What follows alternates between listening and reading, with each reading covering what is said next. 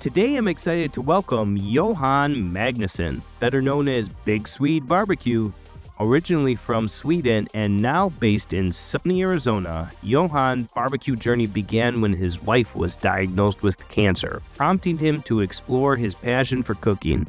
He's become a barbecue judge, passionate educator, and is committed to helping people cook better food while debunking common barbecue myths. In this episode, we'll dive deep into Johan's inspiring background, his culinary insights, and his engaging content he's creating for barbecue lovers everywhere.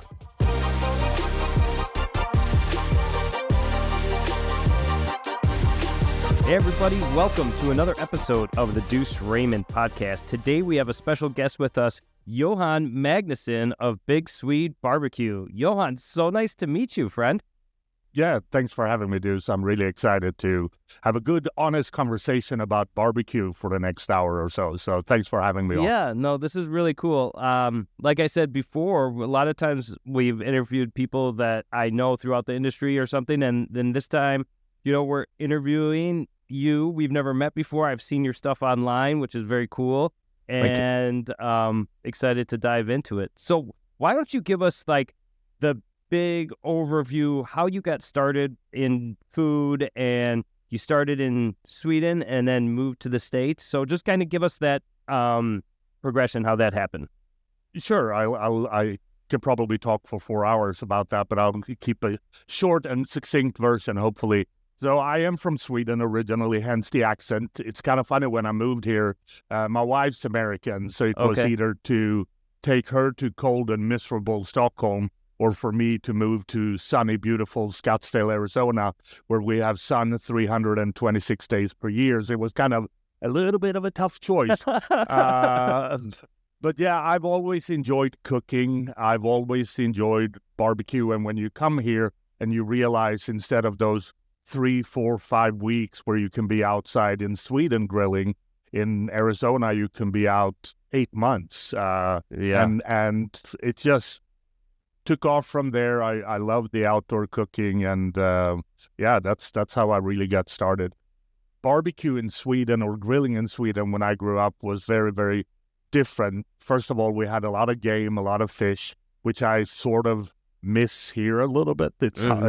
It's hard, especially in Arizona, to find really good fish and game that's affordable.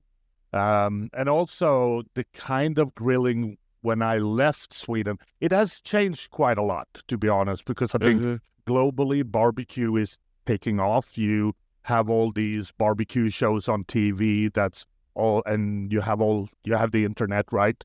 So people in Sweden, they see what they do over in the US. So it has changed quite significantly over the last couple of years. But when I grew up, grilling with my dad was basically, we bought the disposable grill that you used one time. You poured a lot of charcoal into it. You cover it with lighter fluid, and then you bought these pre-marinated pork steaks that were marinated in so much oil and spices, and you basically slammed that on the grill and burnt it, and that was barbecue, and that's what I grew up with. And then you move here and you go to a nice barbecue restaurant, you try brisket for the first time, and you just fall in love because it's something very, very, very different. So that's how I got into the cooking. Always loved cooking, but when you can do it much more, like you can here, why not, right?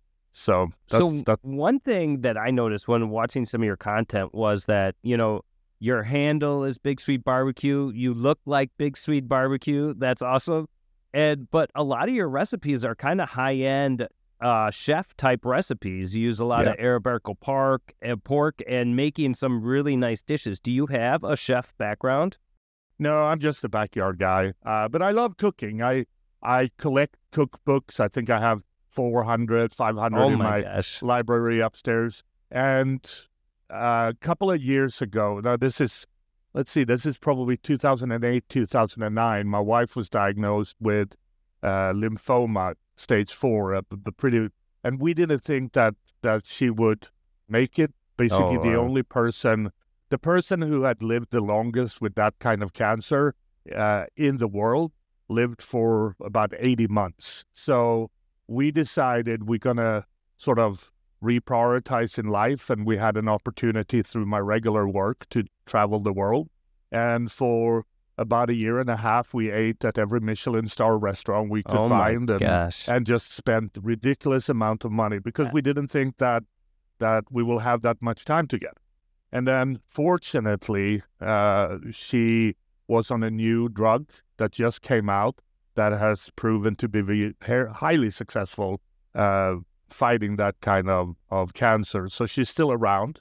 Now, hindsight 2020, which I spent a little bit less money on traveling food. Well, you got some awesome experiences, and you can't put a price on that. So, but I think that's what kind of fueled it too. That you have, especially here in Scottsdale, you have people with amazing backyards. They have great grills. They have wonderful setups, and the only thing that they cook is the same old stuff. Maybe some steak, maybe some sausages, maybe some salmon. And that's it, maybe some burgers. Mm-hmm. And I think that with good equipment, with good ingredients, with a few simple steps, you could cook some pretty amazing food in the backyard. And that's really the idea with Big Sweet BBQ, was to help people cook better food and introduce them to maybe some new cool stuff that they haven't tried before, and show that it's pretty simple. And you don't have to be a chef, and you don't have to be have this culinary background if you get good stuff. Yeah, I totally agree. And that's a big part of what I'm trying to do with Duce's Wild, is really educate people that you can do this. It's not rocket science, especially if you start with, and this is something that I'm really passionate about, is starting with the best ingredients and then just knowing. And you have to have the right equipment too. It's really hard to do it on the disposable grill. I'll tell people that, But if you have the right equipment and really good ingredients, I mean, then you're really just trying not to mess it up, I think there's a lot that can be said about, educating people and giving them the confidence to go out and try to cook barbecue like they see on, TikTok or Instagram or any of the channels, Yeah. No, you mentioned Iberico pork, which I've been working. I'm so happy that it's like I see a trend now in the U.S. that a couple of years ago we were all about tri-tip, and then picanhas became super popular, and everybody cooked picanha. And I think the Iberico pork might be one of those things that comes next, because it's amazing. It has so much intramuscular fat, so it doesn't really matter what temperature you cook it to. You can cook it to 130, which is what I like, which freaks people out because it's medium rare pork, but it's phenomenal pork. So, but if you overcook it and you cook it to 160, it's still going to be amazing because it has so much intramuscular fat.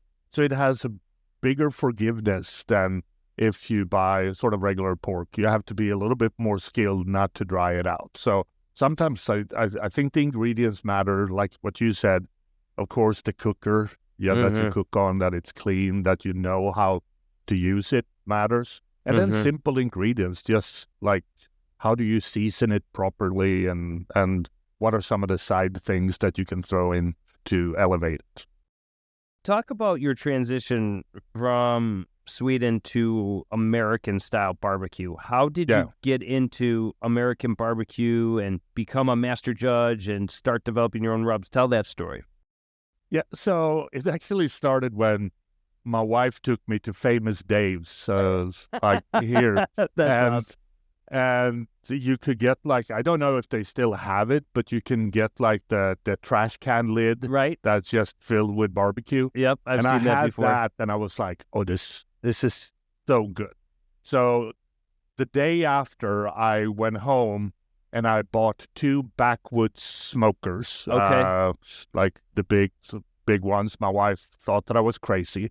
And I said, I'm going to be a barbecue master. I don't like to use the term pit master personally, because I think you have to almost work in a barbecue restaurant and do that for... So I still keep the moniker just a backyard guy, but I wanted to be a really good backyard barbecuer. So that's when I started Big Sweet BBQ. I actually became a judge first because I wanted to taste what really good barbecue is. And when you've tried competitive barbecue, it kind of ruins commercial barbecue forever, because the kind of love that barbecue competitors put into like a little piece of brisket or a rib, it's just ridiculous. You know, you cut it with little scissors and like everything that you do. It's just a lot of work. And then I started Big Sweet Barbecue, a competitive team. So we started competing. We did a couple of competitions, and then this is probably 2010. And I came to the realization that I know how much hard work goes in. Some of my best friends are competitive barbecuer, and they do really well. I live a couple of blocks from Sterling Smith of Loot and Booty, and you know, he's an amazing cook. But I didn't have that competitive, like, I didn't really care about winning or losing. I didn't feel like barbecue is about my barbecue is better than your barbecue. And eventually I felt that with some of the rules, like KCBS and even the steak competitions, I would never cook a steak to medium. I would always, I like mine medium rare. So I felt like that's not me, and that's when it puts you in a box. I mean, it does. Everyone's trying to cook exactly the same to hit a flavor profile that the judges are expecting, and that takes a lot of the fun out of it for me. I'll say that I'm so competitive that I still like it, but I don't do it anymore because it takes up so much time and so much money. We competed around the same time as you, from like 2010 to 2018. But then my kids were getting older and the business was taking off, and I just didn't have the time for it anymore. But I do have a love for competitive barbecue. And just last year in October, I was down at the Jack helping one of my friends' teams, and got to spend some time with Sterling down there. And I met him once or twice before, but we really kind of connected down there, and now we send messages back and forth on Instagram and stuff. So he's a great guy. I love Sterling. Yeah, the thing that you miss is that community a little bit, right? Because competitors, there's so many great personalities, just good people to hang out with. And I love that. And I think being a judge, you can still sort of connect. But sometimes just going down to those competitions the night before and hang around the firesides and just talk and to listen to the stories. I think that's a big part of why I loved it. And then unfortunately my wife had to turn vegan for medical reasons as well. And then suddenly justifying to be gone every weekend, paying thousands of dollars for meat, and then maybe be like 7th in ribs or 10th in brisket, and you win like a little thing and a check for like $100. It was hard to justify. So I thought about what else can I do, and that's when maybe I can do a barbecue.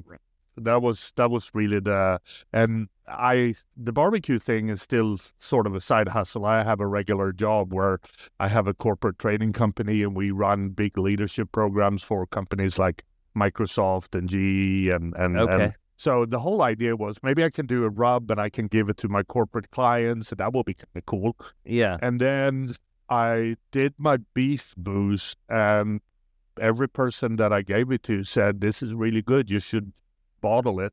So I bottled it. I sent it over to the American Royal, and I think this was 2018 maybe. And they have a barbecue rub competition, and I think again 600 of the best barbecue brands in the world. We placed 2nd or 3rd overall in the mild category. And then my Old World Spices that used to make my rub called and said, "Hey, we want to market and distribute it nationwide and internationally. So, hey, can you make a few more?" And then I did the bird booze. Then I did a veggie booze because my wife said you have to make one for me so I can use it.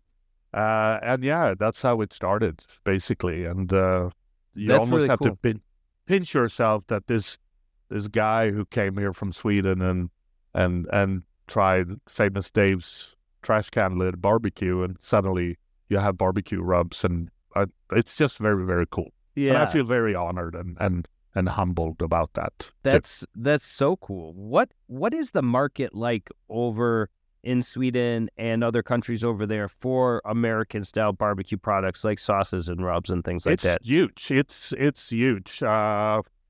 They have there's a couple of challenges because it's within the EU, and EU just now put a ban on product that has animal products in it. So if you have beef powder or rendered chicken fat, you're going to have difficulties importing it. They also put a ban on any kind of smoke flavor that you have in. So there's a little bit of that struggle if you have liquid smoke or powdered smoke. That could be in, but people love it. It's huge. There's barbecue stores all across Europe. They sell a lot of Then they like the American. It's so funny because some of my friends are Swedish barbecue rub manufacturer, and that they are so proud over the fact that it's sugar free, it's very healthy, and they season very sort of lightly because it's still a little bit of that like Scandinavian and minimalistic stuff. And then my rub came out, and I have MSG in mine. I have a ton of sugar and salt, and there's nothing healthy about any of my rubs, but they're like really delicious. Good flavor. They're good flavors, and I show people ribs. You can season pretty heavily on this or brisket, and people love it. So I think American barbecue is it's growing definitely in Europe, and it's a huge market that I think there's companies here that needs to start thinking about how can we tap into that. That's something I'm excited to look more at. I'm not quite there yet. We have all our rubs and sauces made by a co-packer, and we're getting more distribution online and trying to look into bigger retail outlets here in the States. And when I'm ready, for sure, that's on my list because I've been told the same thing, that people are really excited about American style barbecue in other countries. And a lot of the big barbecue names in the U.S., they fly over there. They do barbecue classes, and they're always sold out. They have quite a few. KCBS is growing. They have a different, I think it's called the World Barbecue Association, that's very popular in Europe, which I actually find pretty, because they have the traditional, like the brisket, they have ribs, they have those categories, but it goes over 2 days, I think. But then you have best vegan, best dessert, best fish. I saw some content on that competition, and that lets the pitmaster, the chef, or whatever you want to say, really speak for himself and put his own style or her own style into it, where it's not just everyone's got sweet tomato-based ribs with blues hog on them. I saw a post from Girls Can Grill, Krista Vanover. She was doing a competition down in Yuma last weekend, and she did the sort of Asian-style ribs during a KCBS competition. And of course, she ended like at the bottom. And I'm pretty sure that those ribs were absolutely amazing because delicious. I know how good she can cook. But the fact that they were Asian ribs, and as a KCBS judge, I think you are sort of, it won't score. And I think a little bit more of freedom. That's why I like the ancillary categories where you have a little bit more freedom to do whatever you want. But I think there's room for everything, right?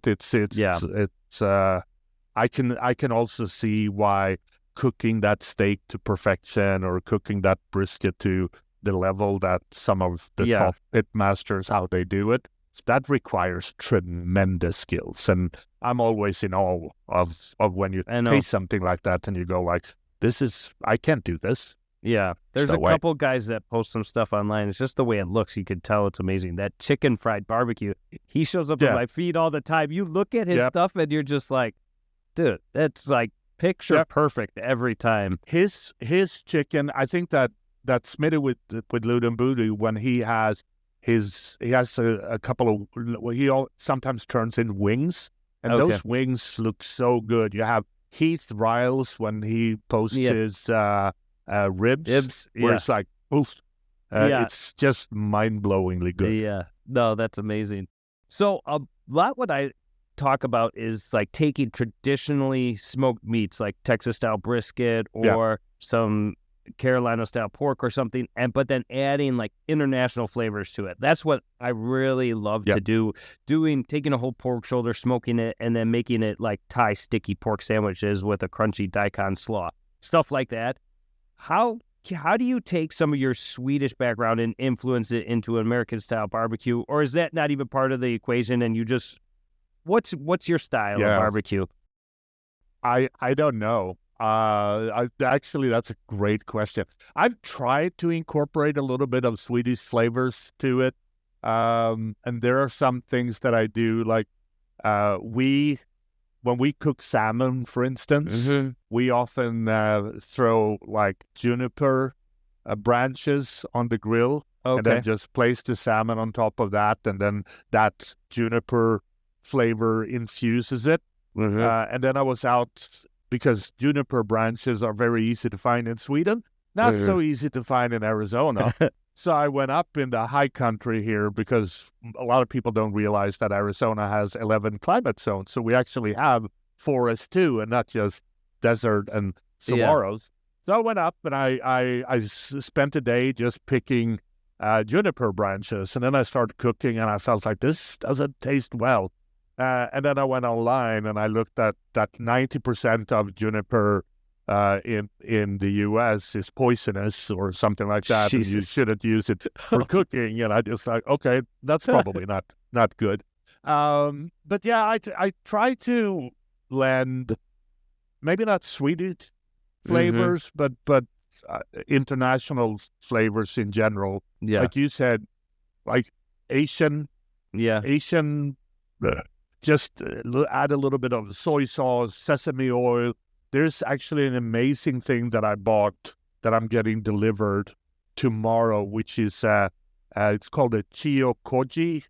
So it's basically koji rice that's been liquefied. And when you marinate that, like any kind of beef or pork in that, you marinate it, it gives an incredible umami flavor, which just blows me away. So I think adding things like that. So I'm actually doing a rib competition here in a couple of weeks in Arizona. So I'm playing around with marinating rib in that sauce to just boost the umami flavor. Yeah. And then do some sort of Asian style ribs on that and see what happens. But I think it's fun to. I hate the term fusion, because I think sometimes fusion cooking, it's a little bit pretentious, but I like mixing. Why not? Yeah. It's if it tastes good, it tastes good, and then it doesn't really matter where it comes from, right? One recipe that you made online that I could really tell like he knows his flavors was when you made the chantel mushroom soup, and then you added soy sauce. And what people don't realize is how much just a little bit of soy sauce can add when you already have umami. Mushrooms have natural umami, and you add a little soy sauce to that, the flavor is just out of control. So like when I saw you make that, I was like, wow, he knows what's up. Yeah, it adds a little bit of saltiness, it adds umami flavor, and it adds a little bit of color too, because when you use cream and mushroom, sometimes the soup can be a little bit light, and you want that real darkness in that brown. Dark brown or medium brown. So I appreciate those are little things that that matters, I think. And again, it's helping people, try a little bit.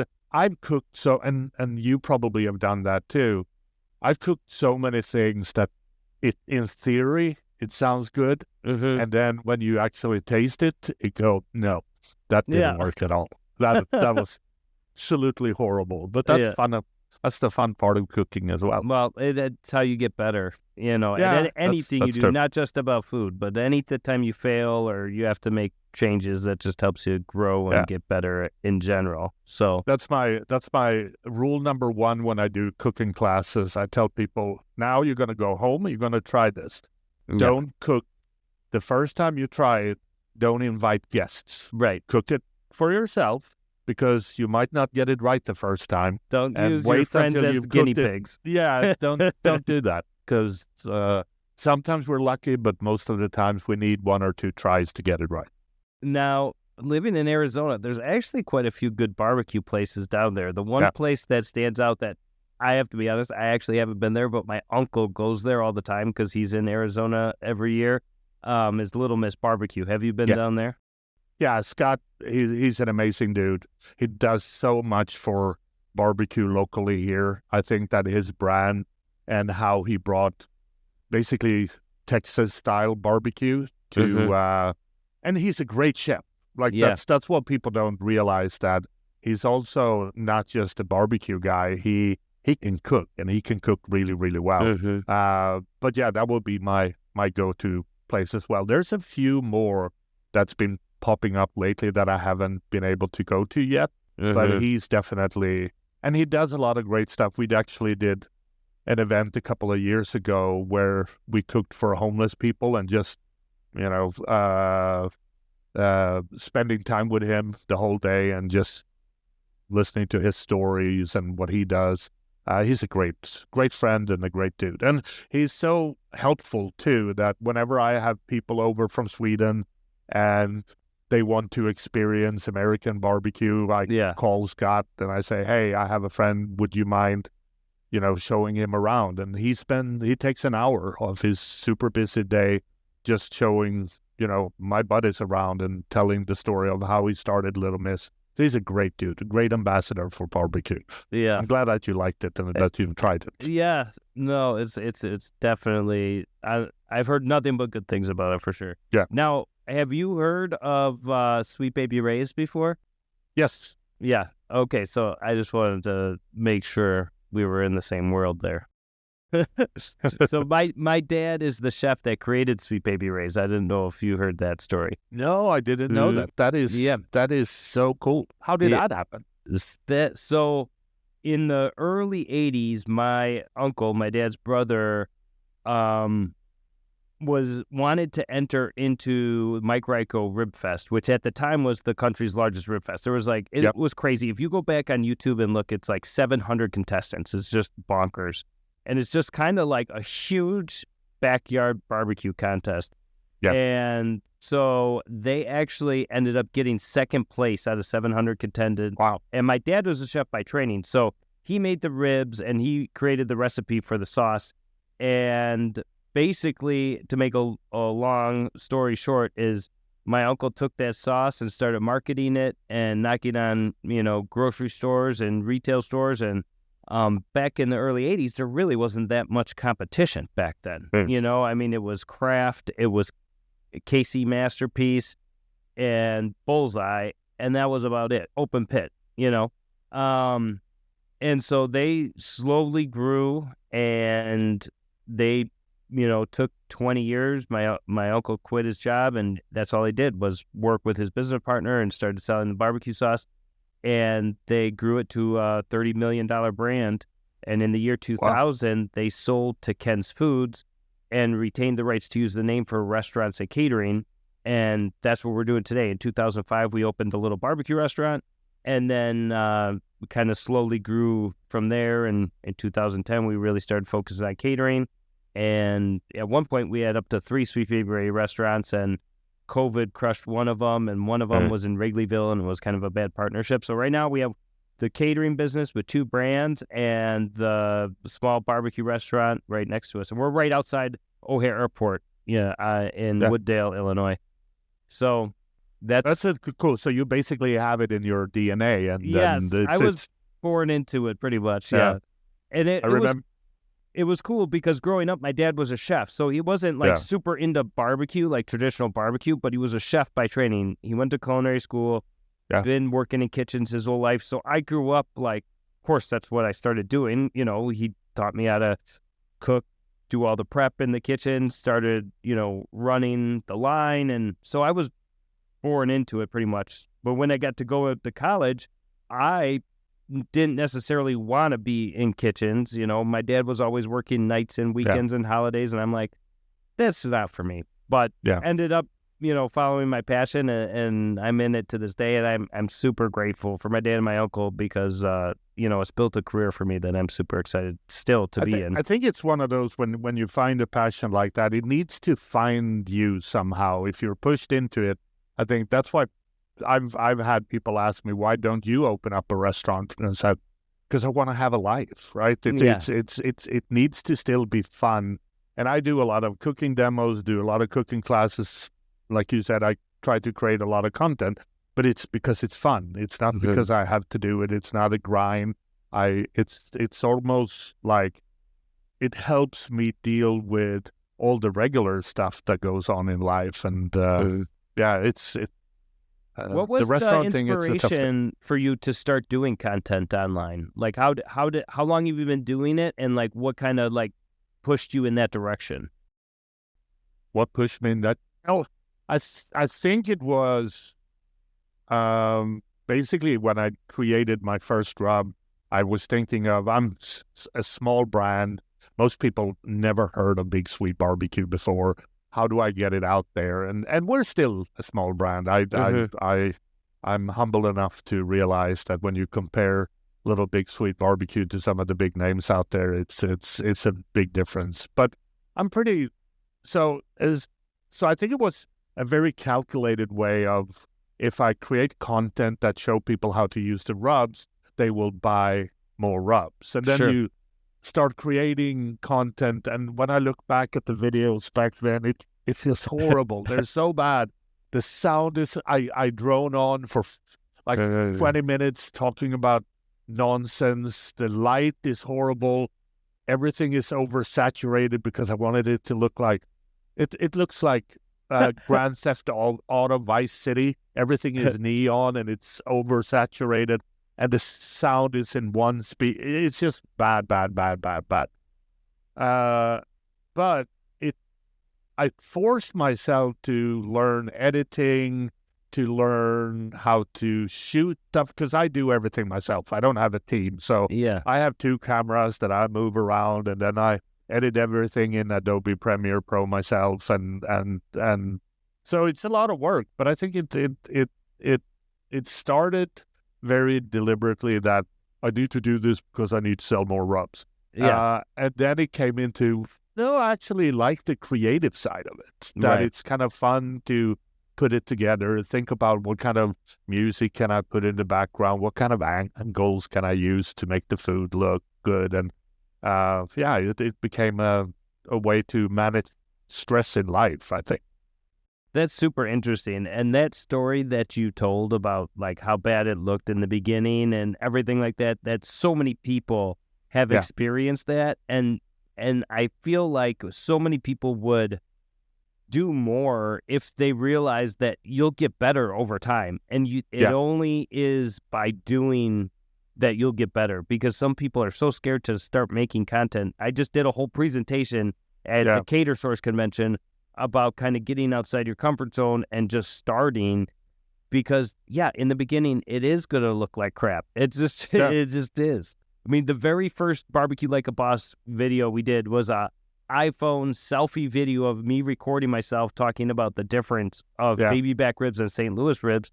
And now, I mean, if you look at our last post on Instagram, you can see the quality is there. You know, we have a camera person. We have more of attention to detail, and the lighting and the coloring is all correct, you know, but it takes time to get there. We've been doing it for over 4 years now, you know, so. And I think it's also a difference between if you are doing content because you want to be famous, for instance. I couldn't care less about that. For me, it's about educating people how to cook better food outside, which also basically mean that when I look at some of the content that I create, I know how to get more views. That will be picking certain kind of food, shoot it more in a sort of portrait mode, make it shorter, snappier, more in your face, trying to go find those viral moments. But that's not how I learn. I learn from a little bit slower tempo, a little bit more step by step. And so I make videos that I would watch, and I don't get as many views perhaps on those, but I think they're good for the purpose of educating people on how to cook stuff rather than how to get views. And I think that that's sometimes the difference too. If you make it for yourself, then at least you stand by your brand and you can be proud of what you do instead of trying to rank how many likes do I get. Right.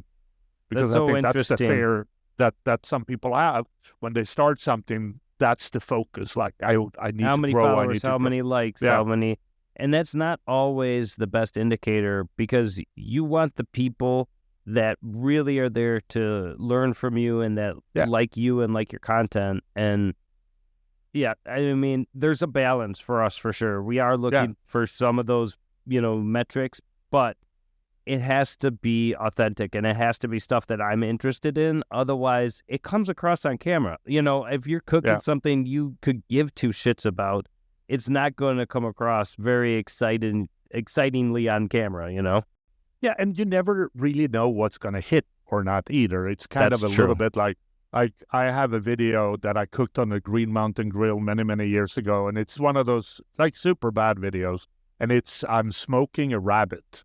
And it's gotten close to 100,000 views, and it's one of those where every month there's another 1,000 views, and it's a bad video. It's really, really bad. And to be honest, the rabbit that I cooked tasted horribly too. But you stood, this is very tender and juicy, and you could see that it's dry and horrible, and so that one gets a lot of visibility. Then the video that I'm probably the most proud of is that I have a bourbon smash burger recipe where I hired a rapper from Atlanta, a tremendously talented guy. His name is Jay Nolan. Okay. I wrote the recipe as a rap. He recorded it, and it's awesome. Business, we fire up the art of flame and get the plancha hot ass and waggle brisket to a bowl, fill it to the top, season with the big Swede barbecue burger boost, add some hickory smoke powder, the smell is incredible, mixed thoroughly, mold them in the balls, then we grab the tortilla press to put it to the cars, get some parchment paper to lay out the patties above and below, you press down, now it's time to run the rest of the show, stick a butter on the griddle, let some oil to the middle, slice onions come to play, lay them down, let them sizzle till they caramelize brown, we throwing some bacon now, before we start bringing in the patties and set them down until they get crispy, flambe them in whiskey, flip them over, American cheese, top them is drippy, now we stack them up in threes, don't cover till the cheese melt, brush the inside of some brioche and put them on the grill, 30 seconds, now we can assemble the dish, add bacon to the bottom, 3 patties, we come equipped with some onions till we drizzle in the garlic aioli, put a bun on the top and that's the end of the story, put some bourbon smash burgers on the grill, all the people in my city know the deal. And it's lighted perfectly. I cook it on my Artiflame, so there's fire in the background, and I flambe with bourbon. It's the coolest video, and everything is to this badass rap. It's just like boom, boom, boom, and it's such a great video. And crickets, nothing. Oh no, man! So you never know, and that's the fun part of it too. It's like Is that video on YouTube? I have to go check that out. I think it's on YouTube. Yeah, bourbon smash burger with Jay Nolan. It's one of my proud ones. I think it's awesome, but clearly nobody else did. Well, that's definitely happened to us too before. We're putting out this banger, and then nobody sees it but me and my producer. That's also one reason why Big Sweet Barbecue makes absolutely no money at all, because as soon as I have a little bit of money on my bank account from rub sales, I always go and do something. So I think we have 2 barbecue songs on Spotify. One is called Badass Backyard Cooking, because that's my cookbook. And one was an anthem that I created called We Are Backyard Heroes. So I hired a guy that was on the 6th season of The Voice. I think he went to the quarterfinals. Ryan White Maloney out of Las Vegas. Super talented guy. So I wrote the lyrics. We created the song together. Then he recorded, and I paid him a ton of money for it. And I go and listen to it, and nobody else is. It's fun. It's something different, right? So let me tell you a story. So in 2008, when everything crashed and the financial crisis and everything, my uncle almost lost everything. Like the business, he definitely lost his mind a little bit. But anyways, he So he wrote a whole record and took old music and then put his own lyrics to it and then paid a recording studio to record everything. And he's got a whole CD of like 20 songs that he did similar to what you did. And he's got a couple that are actually really good. One was the Super Bowl Shuffle when the Bears won the Super Bowl. Oh, yeah. So that whole song, and then all of our managers had a verse on there where we actually went to the studio and recorded ourselves singing this rap verse. And so that was a good one. And then he's got this other one that is called "I Eat with My Hands, Man," and it's a barbecue song. I'll have to send him a copy. Well, my uncle, he just got back from Arizona, so when he goes next, he always goes when it's cold here. I'm going to set you guys up on an email chain, and you guys can go have some Little Miss Barbecue together, because he would love to. He loves the creativity. You tell him about your music and everything. He's absolutely love that. We also created one song for Christmas called "All I Want Is Barbecue Rubs for Christmas."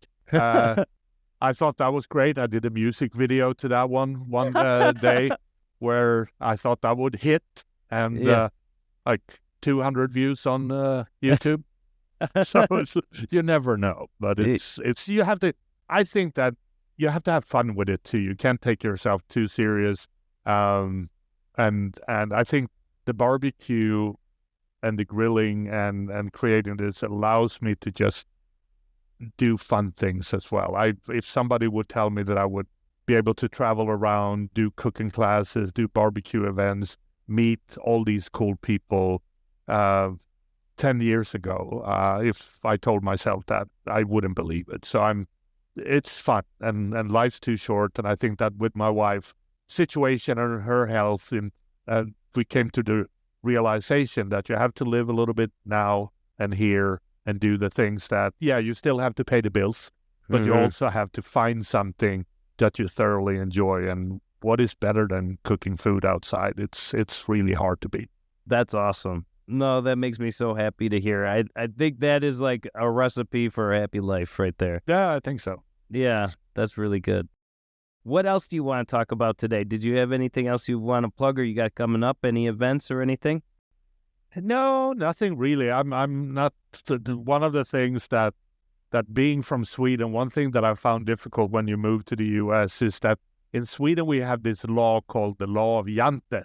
It was actually a Danish author who was living in Norway who wrote this law about what being a Swedish person means and how you have to live. And basically, you're not allowed to stand out. You're not allowed to be different. You're not. What's your favorite color? It's gray. My dad always drove a Volvo, and he's always driven a Volvo, and all his friends drove Volvos. And then our neighbor across the street bought a BMW. Oh. And my dad, you would think that they would go, "Oh, congratulations, you're doing really well." Yeah. Instead, immediately, no, he's not paying taxes. He's probably cheating the IRS in some way. Stealing something. Yeah, stealing something. Yeah. So that's a little bit the mindset that I grew up with. So when people ask me that, do you want to plug anything? Do you want to tell us something cool about yourself? It's so hard. I just want to... I'm just a barbecue guy. I've people want to follow, and if they like the content, I'm extremely grateful for that, and I appreciate it a lot. Yeah. I'm very, very... I've got some... When you move from a different country and you say goodbye to all your friends and all your families that you've built almost 30 years to create relationships with, and you move to another country where you know two people, my wife and my stepson, and you have to build a new community and a new network. You get some of that through work, yes, but I think the barbecue community and the friendships and the people that I've gotten to know, it's been definitely a game changer. I love these people. I love the mindset. I love how willing they are to share, and just good, down-to-earth, honest people that I love to hang out with. So being part of that, and thank you, and clearly you are a testament to that as well, inviting me to participate here and talk a little bit of barbecue for an hour. Yeah, well, I love the mindset of, wanting to give back and show people how to make barbecue, that it's not rocket science, and just it's such a good. Yeah, I loved your story, and I really appreciate you being on the show. And I can't wait to when my uncle goes down to Arizona, I want to hook you guys up, because you would just have a blast talking to him. I love it. He's got so many barbecue stories. He's an open book. And I'm glad that I can educate some of the listeners too, that whenever I meet people and they hear that I'm from Sweden, they say, "Hey, the Muppet Show, the Swedish chef, meatballs, blah, blah, blah." That's not a Swedish accent. This is what a genuine Swedish accent sounds like. So hopefully we'll kill that Swedish meatballs forever now. Oh, dude. Johan, it's been so much fun. I really appreciate you coming on the show. And anytime you're in Chicago, please look me up. Send us an email. We're right down the street from O'Hare Airport. We'll do that. Looking forward to it. All right, Johan. Thank you so much. Thank you. We wake up early at the break of dawn. In the backyard, all worries are bygone. We got the smoker going. The smoke is turning blue. On the speakers, we're playing an old song by Chris Ledoux. We pour ourselves in a bourbon, light up a cigar. It's time to get grilling. We